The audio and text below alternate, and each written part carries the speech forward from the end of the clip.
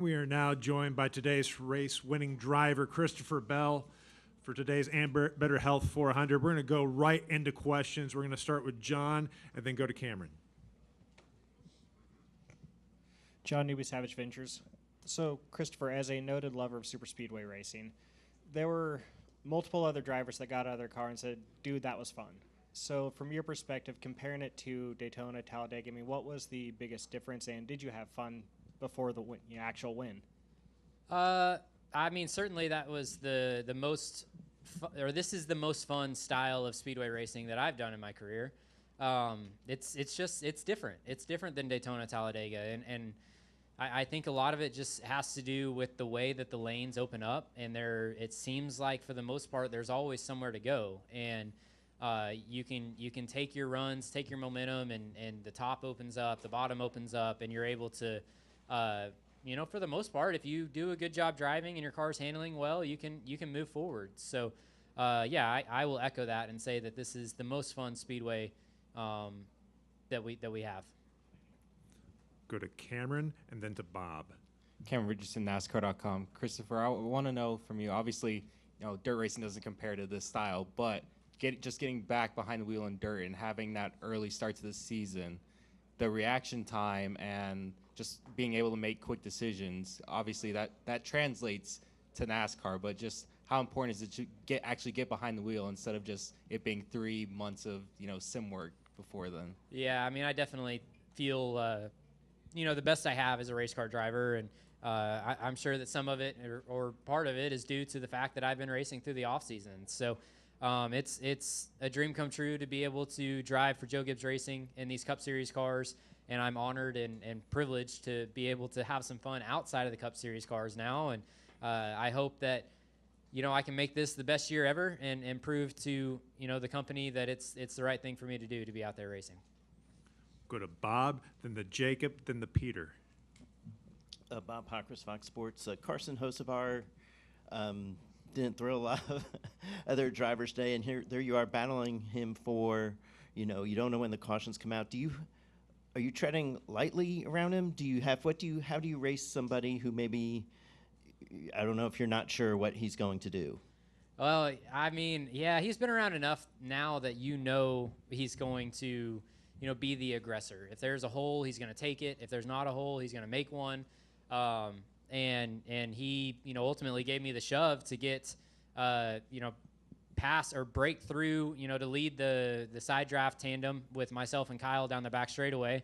And then I didn't realize Kyle had opened up the bottom like he did getting into 3 and allowed Carson to sneak middle of 3 wide. But I was looking in my mirror and I saw them crashing, and I figured that it was a matter of winning the side draft battle to the yellow flag, and I felt like I had it whenever the yellow came out, but that you never know until they make it official. And the last thing that I wanted to do was go out there and let my emotions get to me and feel like I won the race, and then them come back and say I didn't. So yeah, it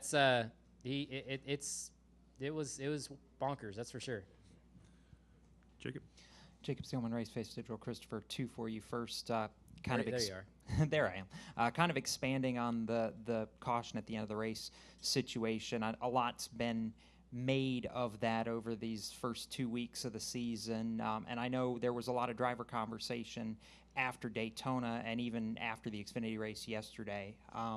Where have you sat in this discussion, and were you one of the drivers that had something to say after last week and the fact that you guys were allowed to race back to the flag at the 500? Well, I wasn't part of that. Fair. I wrecked out a couple laps earlier, but so no, I wasn't really. Whenever you're out of the race, I was in the infield care center. I was shocked that they allowed them to race back to the checkered whenever the leaders wrecked. We have been down this road before, and I myself got crucified at Talladega a couple years ago because they wrecked, and I was able to avoid the wreck, and I advanced positions, and they were like, okay, well from now on, whenever the cars wreck on the last lap, the yellow's coming out so that we don't endanger people, and I think it's the right call. So I think it just stems from the Thursday night duel where Eric Jones and Austin Cindric had that finish. They threw the yellow, a couple feet before the line, and then fast forward to the Daytona 500.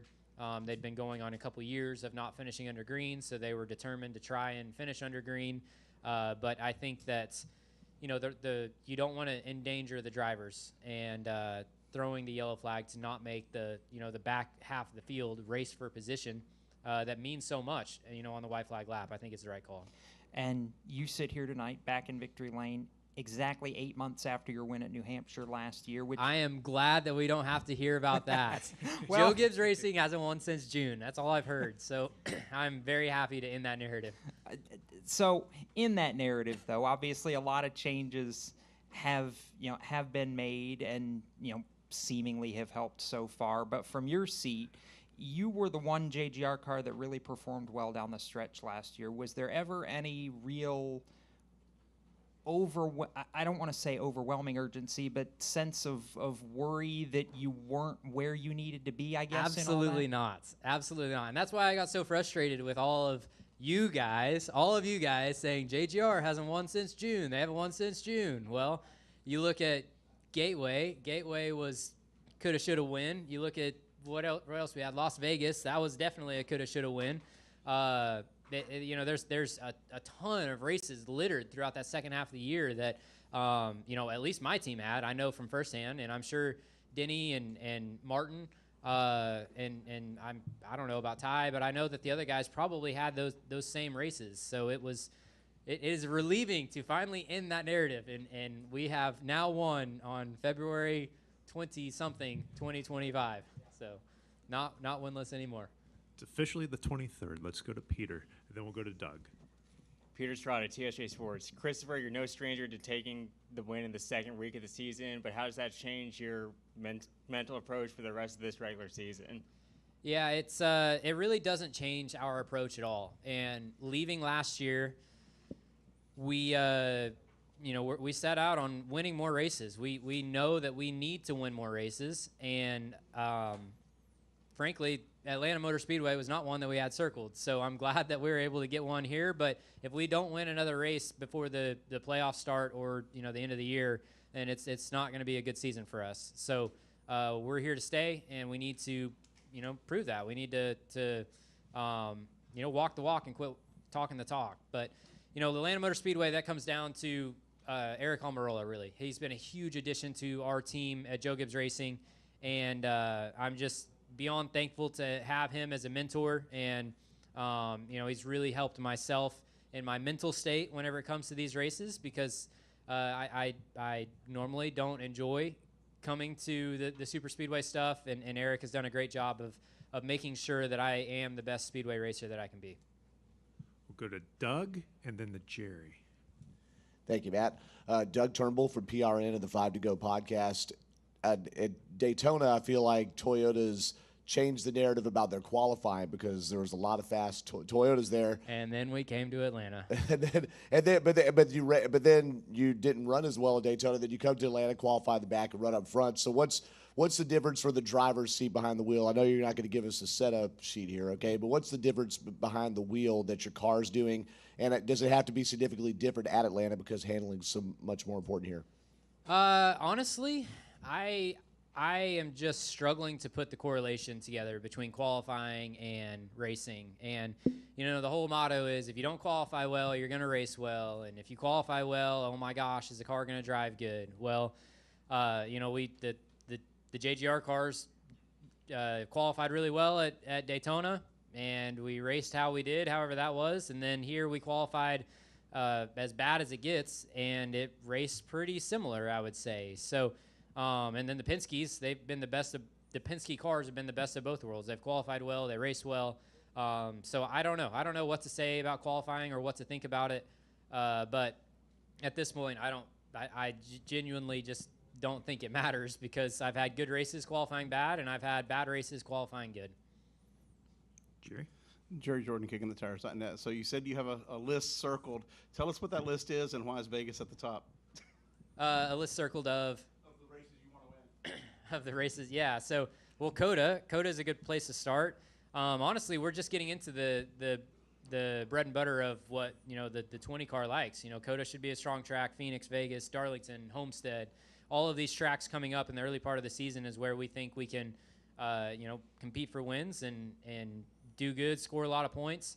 And Atlanta was not one of those racetracks that we had circled, so it's very refreshing to be able to get one early in the season, especially one where we didn't expect to win at. So hopefully we can keep the ball rolling. Vegas coming up in a couple of weeks. Do you feel like that one kind of owes you after we talked last year? Well, I felt like Vegas has owed me one for a very long time. I go back to the Truck Series. I never won at Vegas. The Xfinity Series, I've never won at Vegas. And the Cup Series, I've never won at Vegas.